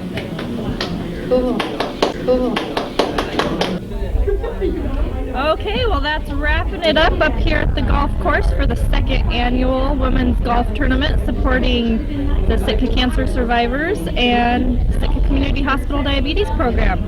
We want to thank all the sponsors yet again for their donations and support of the event, and want to welcome you to come back out next year for the third annual. It will be the third Saturday of August. An annual event coming up next year. Mark your calendars, and we hope to see you there. This is Alyssa Sexton out at the golf course. Hope to see you next year. Welcome to Alaska Report. I'm Senator Mark Baggage. This show is designed to inform you about issues, programs, and people important to Alaska. In this edition of the Alaska Report, I'm welcoming two congressional fellows I work in my office here in Washington. Lieutenant Colonel Glenn Johnson, an Army Congressional Fellow, and Lieutenant Commander Bill Mowat of NOAA Congressional Fellow. Gentlemen, welcome to the show, and I look forward to our good discussion about your particular areas of expertise and how they impact our offices in Alaska and obviously here in Washington. To start, I should explain a short bit about the Congressional Fellow. A fellow is a person who is provided to a member of Congress to work on staff at no cost to the member. The cost is paid for by the agencies, which I must say I appreciate. This allows people with expertise such as Glenn and Bill to work on behalf of our state in our casework for Alaska issues, and also provide valuable knowledge of the areas of expertise that they have. First, again, let me, if you want, expand a little bit on what I laid out here. If you want, maybe Bill, you can explain how you got to become a fellow, and Glenn the same thing, but let's start with Bill. Well, Senator, I was working in NOAA headquarters here in Washington, D.C., and sort of saw the importance of the agency, NOAA, and Congress working really closely together and being able to effectively communicate. So that led me to be interested in learning more about what was going on down on this end of the mall. And you're still smiling, which is good. Yeah, I've only been here a few months, but and let's explain to the viewers, when you say the mall, this is not a shopping mall. It is the Washington Mall, which is basically the green space between all of us here and all the buildings. Mall. Right. So, Glenn, why don't you tell me a little bit how you became a fellow and kind of what your expertise is that they grabbed you into? Yes, sir. I actually applied for the Army Congressional Fellowship. The Army selects 25 fellows a year to come work in a member's office. After that year, you go back and actually a utilization tour for the Army doing legislative stuff. So what I did was I applied for the fellowship, and I was very fortunate to get selected. It's a pretty competitive board, and very fortunate. Well, I will tell you to the viewers and the folks listening, there's no question that having the fellows in our office, both NOAA and the military DOD, has been very, very valuable to us. You know, the expertise you bring, your ability to kind of understand who to call, which we always like in your agencies, because you know kind of the maze of the federal bureaucracy when we need stuff from the Army or NOAA or just generally from the Defense Department. You know these routes of how to get through it and respond to our constituency, which is very important to us, and I know to the people. For NOAA, you know, again, people may not know what NOAA is, but it's the National Oceanic and Atmospheric Administration. I have to be honest with you, NOAA is one of these that in Alaska, a lot of people don't realize how much impact they have and how much work they do in Alaska. When you look at NOAA's budget, you know, 40% or so is Alaskan related in some way. So it's a very extensive agency for us. Tell me, Bill, if you can, just kind of some of the work you have been working on, or you've been, before even you came aboard, but what you've been working on that affects Alaska from NOAA's perspective. And Glenn, I'll probably ask you obviously the same thing. And I know you're both planning trips to Alaska in our recess in August, so you could maybe talk a little about that too, Bill. Yes, sir, and this might be a good point for me to explain why I'm wearing a uniform. Almost everyone that works for NOAA, it's about 12,000 people, is a civilian, a federal employee, but NOAA has a lot of ships and aircraft to go out and do the research that we need to do for all of NOAA's missions, and so they have a very small uniform service, the NOAA Corps, which I'm a member of, and our primary mission is to operate NOAA ships and aircraft. Right. So that's why I'm in uniform. Most people haven't heard of it, but you know, we think it's a real important part of what NOAA does. In terms of what NOAA does in Alaska and what I've done in Alaska, my last assignment was on the NOAA ship Oscar Dyson, which is homeported in Kodiak. And I think we all know how important commercial fishing and recreational fishing is to Alaskans, to the economy and just to the people of the state.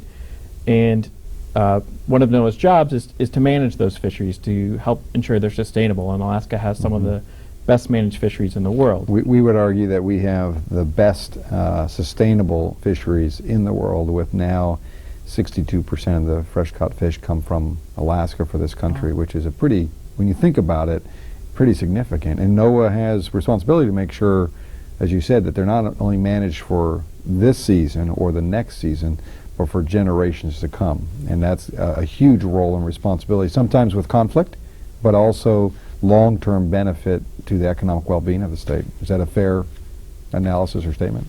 Absolutely. And you know, in order to ensure those fish are sustainably managed, you know, the real base of that is data. You need to know what's out there, how many fish are out there, where they are. And so our mission on the Oscar Dyson, our bread and butter mission, was surveying fish in the Bering Sea, the pollock fisheries, the most valuable fishery in the United States. And our job was to go out there and survey the pollock and help the scientists understand how many fish were there in order so they could set the catch limits to ensure the fish was sustainably managed.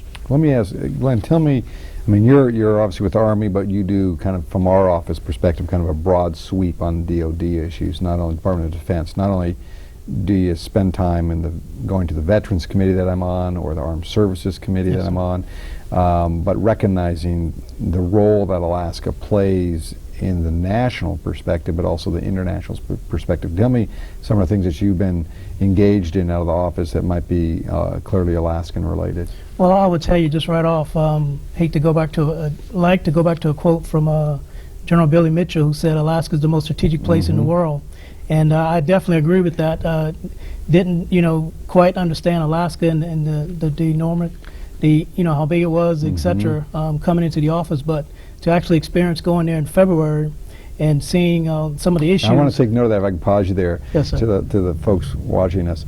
You went in February. Now that's extra credentials. You know that, don't you? And I think you went up north, didn't you? Did you just go to Anchorage? I can't remember. We went to Anchorage, and then we went to Fairbanks. Fairbanks. Yes. So you went to Anchorage and Fairbanks in February. So Yes, you sir. get extra score points, and we appreciate that. Definitely. As a matter of fact, the folks in Anchorage, in Fairbanks, they told me that it's not negative 25 degrees, so I didn't get the T-shirt. So I didn't have to come back. So I guess I would have to come back. We'll fix that for you. Sir.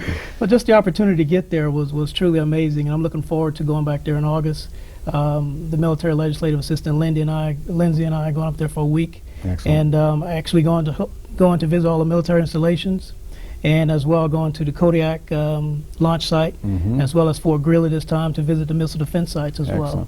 And is your goal, and really for both of you, when you go on these trips, when you go back to Alaska, I know sometimes you've always worried, are we just spending money on trips and traveling? But when you go, you're really trying to figure out what kind of the hot buttons are, what the challenges are. Like we'll take the bases, for example, trying to figure out all the pieces. So when we're sitting in committees, we're able to kind of represent that view or those issues in a much more informed way. Is that your target when you're in August, for example? You're not just going. Some people might say, "Oh, he's going to August. Maybe he's fishing." Right. But really, what you're trying to do is understand how it all connects, so you can deliver that message clearer back here. Is that a? That's definitely a fair assessment. To be able to go there and to get on the ground and actually see some of the issues that the folks have there. And it brings actually credibility, to your work. And so when you're, voicing certain things and certain issues, you can stand it and say it with confidence because you've been there and experienced it, and you heard straight from, some of the command briefings, etc., Right. and understand where they're coming from. So to get that perspective of it, and then to bring it back, as you mentioned, into committees, and committees and staff meetings, etc., it really helps big time. Well, I think also your knowledge or going to, for example, the whole idea of the missile defense system, which, as you know, we fought last year to make sure it got maintained, and now it's aggressively being supported by the administration.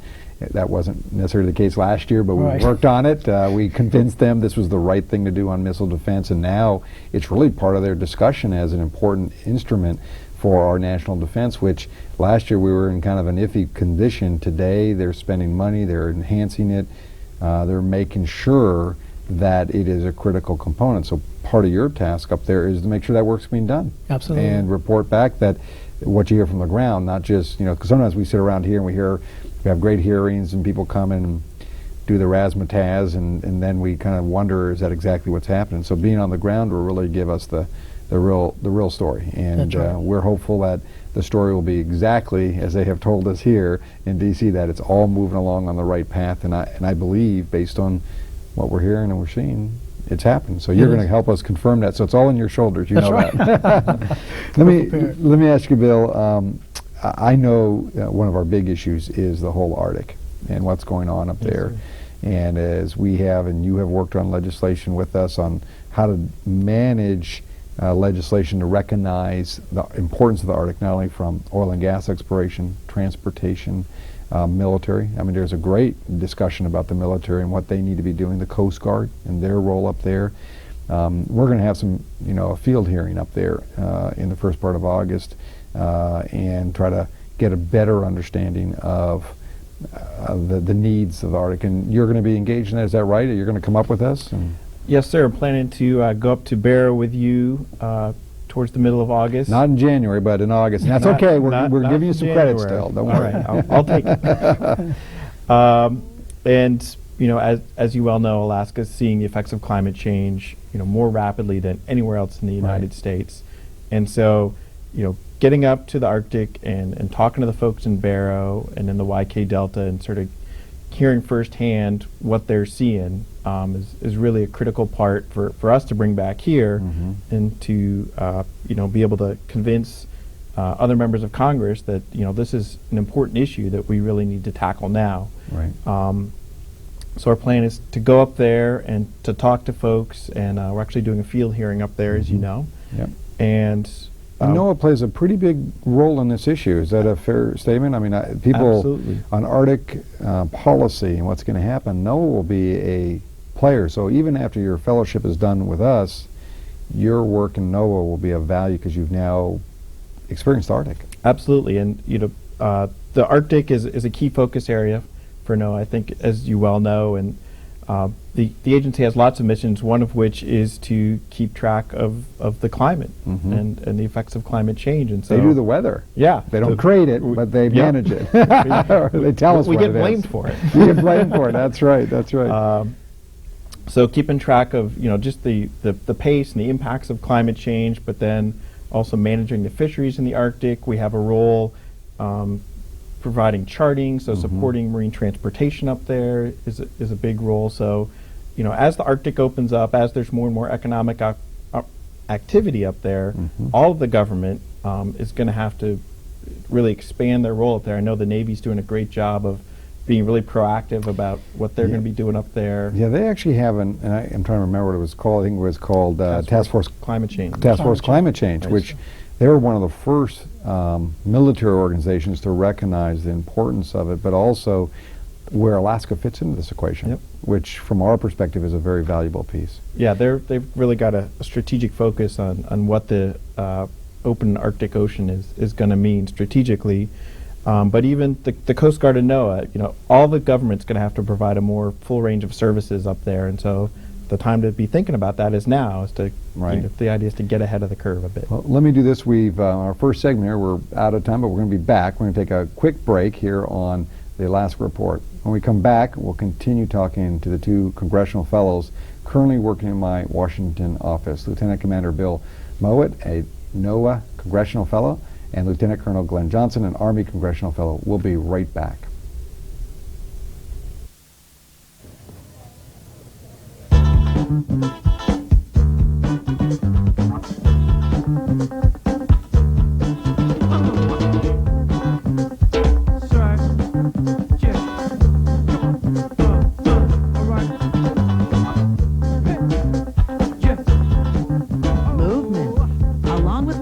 It's one of the many ways to fight osteoarthritis pain.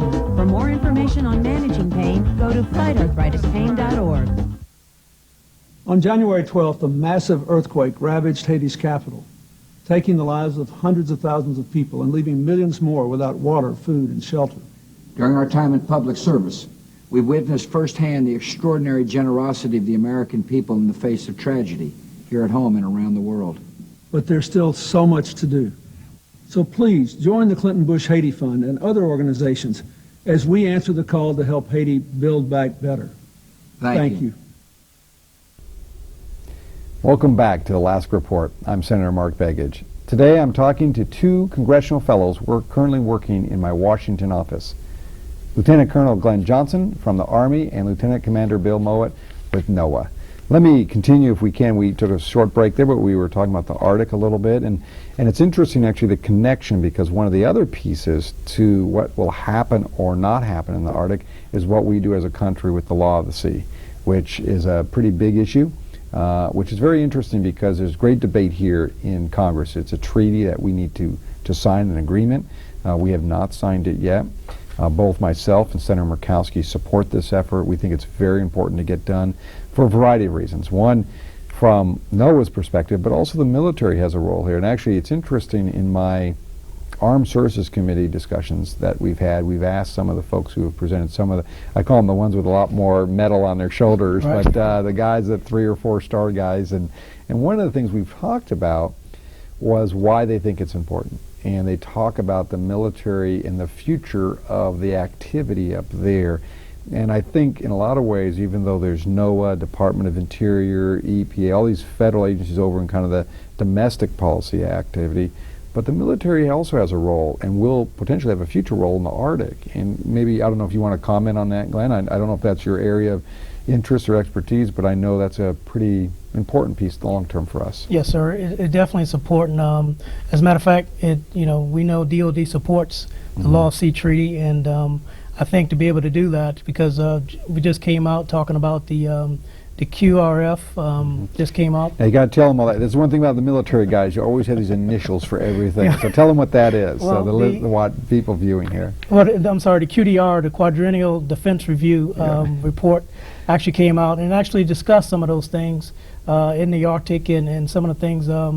Some of the investments we need. Some of the investments we need to make. Some of the corporations we need to make with other countries, etc. And that being one, the law of the sea treaty would definitely help out. Well, one of the things we know on the law of the sea, which is kind of interesting, both Senator Murkowski and I have done a couple presentations jointly on this, and as other countries are figuring out what their outer continental shelf land mass is, we're just kind of, and I'm exaggerating a little bit, we're not twiddling our thumbs too much, but we don't have the authority to argue over some of that jurisdiction because we're not part of the treaty.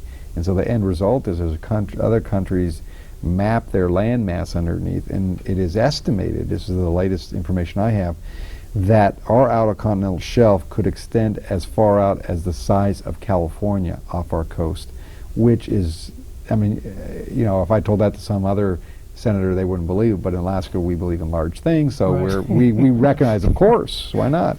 But I mean, it's pretty significant, and if you think about it, it's not only mineral and oil and gas, but the other thing I know with NOAA, because we have no fishing up there right now, is the potential of new fishing areas, and if we're not careful, if we're not part of the law of the sea, these other countries will already make their arrangements on what they do with that fish, and I think I know that's a NOAA concern that they have. Absolutely, and I think the United States is in a position where we may be leaving a lot on the table in terms of resources. So it's fish, it's oil and gas, it's transportation network, mineral resources, and without that treaty, we're just kind of leaving that all there. Out there. Let me ask you if I can, Glenn, I didn't mean to interrupt you there, Bill, but Glenn, I want to zip back for a second. I'm going to kind of shift a little bit. As you know, in Alaska we spend a lot of time in our offices working with the military on all levels, because we have a unique relationship, a very tight relationship with our military. But also we have a lot that have been going overseas, to Afghanistan and Iraq.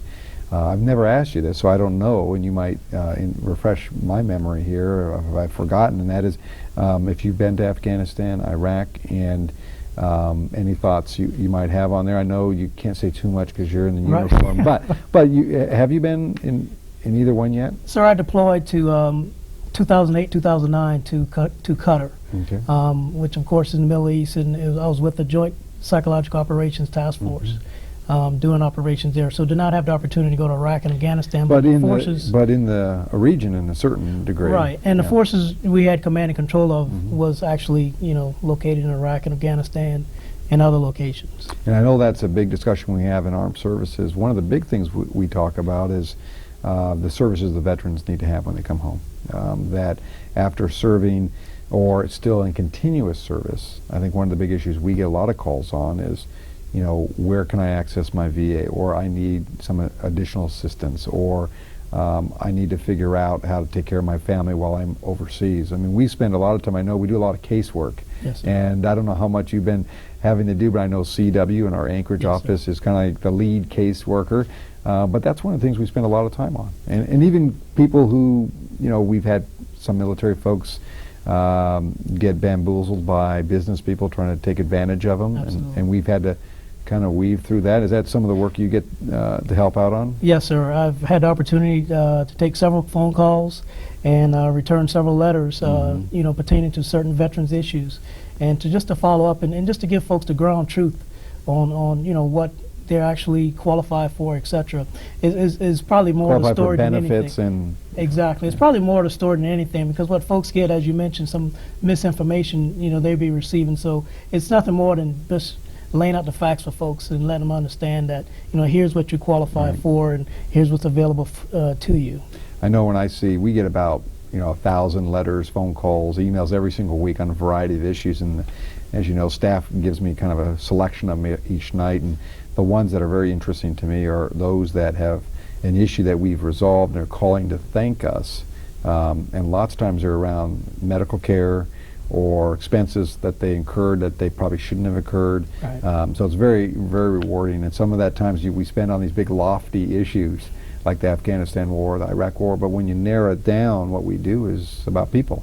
Yes, sir. And trying to solve those problems. So again, to the Alaska audience, I mean, having the fellows here help us get through some of those many, many concerns and complaints and issues that we have. Absolutely. Now Bill, we got back recently from a trip, a whirlwind trip down to Louisiana.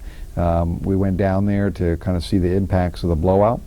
We took a helicopter ride, and when I say that, it sounds like it's a little small when it's a Black Hawk, which I have to say, if you're going to fly around in a helicopter, there's no better piece of machinery than that Black Hawk. Absolutely. And I'm glad Alaska has some. Actually, I think we got a complaint from one of the guys there that Alaska's National Guard got the black helicopter before the military did, and they were a little agitated about that. But I said, well, that's the way it works in Alaska. But tell me kind of what your thoughts. I mean, it was very interesting and I thought informative. Some myths that were out there that we've heard in the Beltway here. But tell me kind of your thoughts of what you thought about that trip, besides the feeling like it was 115 degrees. It was definitely a little warm. But first of all, I'd like to thank the Louisiana National Guard for that was actually my birthday.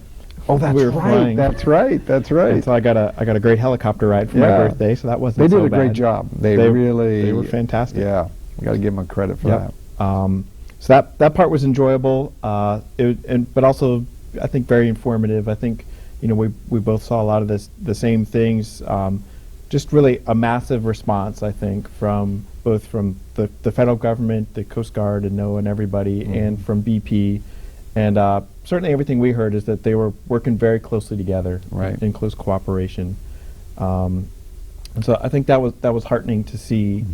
And I certainly just talking to a lot of Alaskans. A lot of Alaskans. The lunch was, I got to admit, that was surprising to me. We went to a large facility, kind of a lunchroom. It was designed really as a training center, if I remember this right, that BP had for like 150 people a day, maybe. Yep. And they were doing up to 1,000 I think meals. they had 1,200 people 1,200? there in the space designed for 150, so a little crowded. A little crowded. And we sat down, had lunch with first 4 or 5 people, then it kept growing. I think word got out. Word got out, and there's so many Alaskans that have lent their expertise, and we got to give them, along with the guard that's down there, and that's in the local guard, but also just from a very parochial, obviously, the Alaskans that have put their expertise down there to really help out, from logistics to IT to just basic cleanup, was pretty impressive. I was figuring I was going to run into a few, but it seemed like we couldn't get up before running into another Alaskan. Yeah, and they just kept coming over, and they all want to meet the senator, so we sort of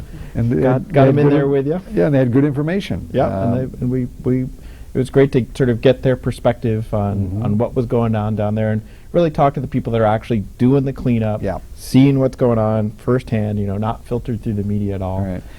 Or these kind of, this is my words, you don't have to echo this, these crazy committee processes where people testify, then when they're done talking, they're kind of done. Down there, what we got to see is real people working every day. And who have been working, a lot of them working 2 weeks on, 2 weeks off. Yeah, 16 hours a day. 16 hours a day. That operation, if I remember this right, was running 7 days a week, 24 hours a day. Oh, absolutely. Non-stop. Yep. And so it was impressive to see. And as I asked one of the people from the Coast Guard that was in charge down there, I said, how'd you set this operation? How long did it take you? And he looked at me, and I loved his statement. He said, we set up a multi-billion-dollar business, meaning the emergency response, in 2 weeks. Now that's impressive. That is impressive. That's impressive. And what that reassured me, even though there's challenges with this blowout, there's no question about it, that I think a lot of resources down there doing everything possible to make it happen.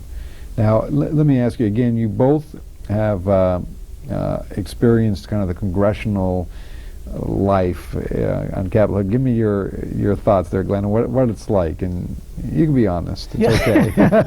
I mean, it is kind of chaotic at times. There's no question about that. It's like, as I've heard the term, watching sausage being made, and you really don't want to see what goes into it, but just the end result, you know, it's a good product at the end. But it's been an awesome experience.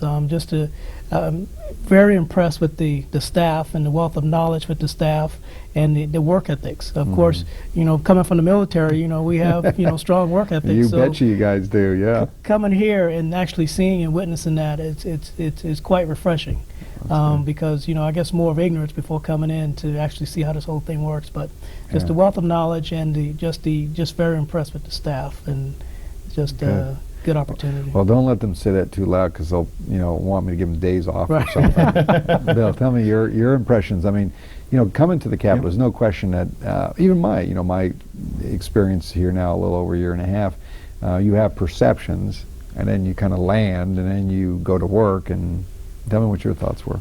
I'd certainly reflect the Colonel's observation of just sort of the work ethic and the long hours people are putting in, but for the most part, it's people that are really dedicated, you know, to their particular issue, and they just really believe that, you know, this is a great opportunity to make things better and to try and fix problems for people. And so, if you have that kind of belief, I think it just naturally follows that you're gonna be at your desk till it's dark.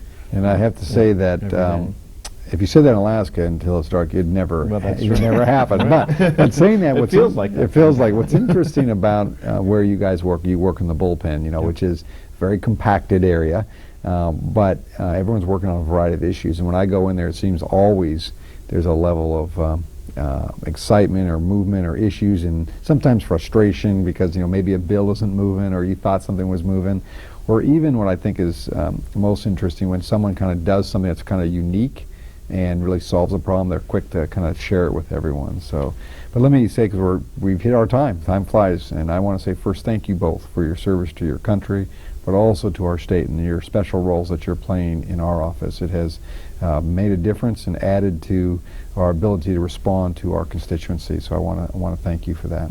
Again, you have seen two great Americans who serve in our office serve you in Alaska, both Lieutenant Commander Bill Mowat of NOAA and Lieutenant Colonel Glenn Johnson with the Army. Both these guys have done an excellent job in working for you every single day, and I want to thank them for that. This will conclude our show today, and I just really want to say thanks for tuning in to the Alaska Report. This is Senator Mark Begich. I'll look forward to seeing you next time. Thanks for watching.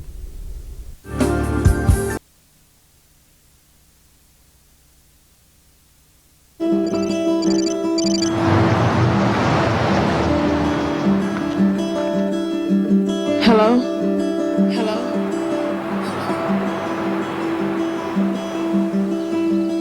I've been on the street for a while.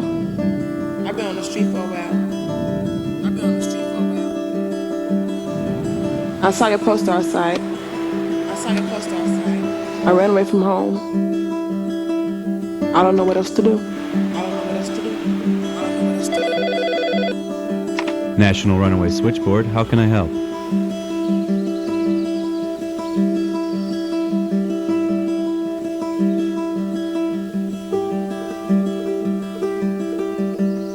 Call 1-800-RUNAWAY to make the connection.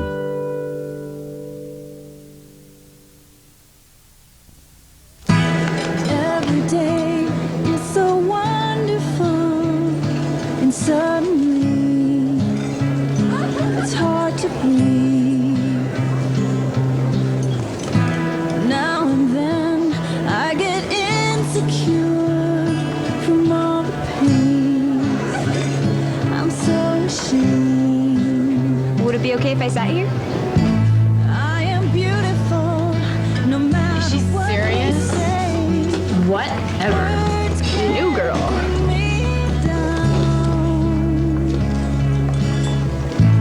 I am beautiful in every single way. Yes, words can't bring me down. So don't you bring Reaching out. Pass it on. A message from the Foundation for a Better Life. Some of the best improvements that you can make to a yard can be done with a few dollars and in just a few hours. Trey Rogers, the Briggs & Stratton Yard Doctor, says that when budgets are tight, it's time to get more creative and do it yourself. He suggests cutting only 1/3 of the grass blade, being sure not to cut it too short, applying mulch around trees and flower beds, and leaving a light layer of grass clippings on your lawn to fertilize it naturally. To learn more, visit yardsmarts.com. One of the latest developments in the computer field is already benefiting many students and teachers. Students say that by using tablet-style computers, they can collaborate more easily with their peers. Teachers report using a tablet lets them monitor students' grasp of the material that has been covered. Like many smartphones, tablets often have touch capabilities built into the screen. Students can touch the screen to manipulate, interact, and share content with one another inside and outside the classroom. With pen-based tablets, such as the HP EliteBook 2740p, students can even take digital notes in their own handwriting, as well as download and take notes on lectures. Later, students can review their notes to study alone or share their notes with classmates. Tablets can also help users save time. For example, teachers can mark papers electronically and then transfer the scores into an electronic grade tracking system. Many believe that with tablet PCs, the classroom can become a more interactive environment. Learn more at hp.com/go/education. Appropriate schoolwear helps children dress for academic success. Uniforms, spirit wear, and clothes following dress codes can encourage a feeling of community spirit and promote school safety. Educators and parents find that following a dress code at school and during school events can make it easier to monitor who is a student and who isn't, and may aid in reducing peer pressure. As a retailer for iZod schoolwear and a popular shopping destination for back to school, JCPenney is committed to positive youth development by supporting after-school programs across the country. From August 4th through the 17th, customers can help increase after-school opportunities by rounding up their purchases to the nearest whole dollar. The entire difference will stay in the community in which it was raised and benefit a life-enriching after-school program that inspires kids to be smart, strong, and socially responsible. For year-round schoolwear and information on how JCP cares for after-school, visit jcp.com. Former San Francisco 49ers star receiver Jerry Rice says part of the credit for his recent induction into the Football Hall of Fame belongs to his chiropractor. My first experience with chiropractic care was right before the 49ers were to play the Bengals in Super Bowl 23. A couple of our players were injured, and a chiropractor turned things around. Rice is now a spokesperson for the not-for-profit Foundation for Chiropractic Progress. More information is at chiropractic.org. Eating nutritious family meals can do more than keep kids healthy. It can also help families bond, be more involved in each other's lives, and teach children a variety of lessons. But many families have hectic schedules and find it difficult to eat together. The following tips may help. First, let each family member create the menu one night a week. Allow them to pick from a variety of healthy suggestions, ranging from heavier, heartier meals to lighter fare. If a whole menu is too much, have them pick a side dish instead. Next, get people involved in the cooking. Use kitchen time as an opportunity to teach young children about measuring, weighing, and nutrition. You can also take kids with you when you shop for meals to teach them about budgeting and comparing prices. Finally, pick a night once a week where kids can bring guests. Let your child invite a friend, even if that friend is imaginary, and you may be surprised at how talkative she becomes at dinner time. Keeping hands clean is one of the most important steps you can take to avoid getting sick, says the United States Centers for Disease Control. It advises you to wash your hands with soap and clean, warm running water for 20 seconds. About twice the time it takes to sing happy birthday to you. Rub hands together to make a lather and scrub all surfaces. Rinse hands well under running water. Dry your hands using a paper towel or air dryer. If possible, use the paper towel to turn off the faucet. Wash your hands before preparing or eating food. After going to the bathroom. After changing diapers or cleaning up after a child who has gone to the bathroom. Also, wash before and after tending to someone who is sick. After blowing your nose, coughing, or sneezing. After handling an animal or animal waste. After handling garbage, and before and after treating a cut or wound. You can learn more online at www.cdc.gov. It's estimated that 7 out of 10 smokers wish that they didn't smoke. That may be because the health benefits of quitting are almost instantaneous. For instance, your chance of heart attack decreases after just 24 hours, and smell and taste improve after just 48 hours. Still, doctors say that smoking can be one of the hardest habits to break because cigarettes are mentally and physically addictive. So if you do try to quit, it pays to have a plan for dealing with cravings. Keep some gum handy or consider getting some nicotine replacement products. If you tend to associate smoking with certain situations, such as times of stress, try to replace the smoking behavior with something else, like drinking a glass of water or taking a walk. Just remember that the average craving only lasts a few minutes. You may also want to join a smoking cessation group. Having a support network can make it a little easier to snuff out your habit. Ask your doctor for more information and tips. Like most other adults, seniors have to contend with stress. Stress is a normal reaction to changes that require you to adjust or respond. It's a natural body response that can be good or bad. Here are a few tips to reduce stress. Anticipate change. Accept that some events are uncontrollable. Have a good attitude. Believe in yourself and be positive. Take care of yourself. Get enough sleep, exercise regularly, and eat a well-balanced diet. Get organized. Set goals and expectations. It's also important to learn to relax. Common techniques include deep breathing relaxation. Take long, slow breaths for 20 minutes each day. Muscle relaxation. Focus attention on relaxing the areas of your body that feel tense. Take a deep breath and exhale. Let go of tense areas. Roll shoulders backwards. Continue deep breathing and relaxing. Music therapy. Listen to a type of music that lifts your mood and that you find soothing. Not only is reducing stress important for your mental health, it can have enormous physical benefits. Here's a healthy look at a few things you need to know and to do before you travel abroad. First of all, the experts at the Centers for Disease Control suggest you consider vaccinations for your vacation. Some 4 to 6 weeks before your trip, check with your doctor about what vaccinations you may need. Discuss your travel plans and personal health with your healthcare provider. While away, make sure your food and drinking water are safe.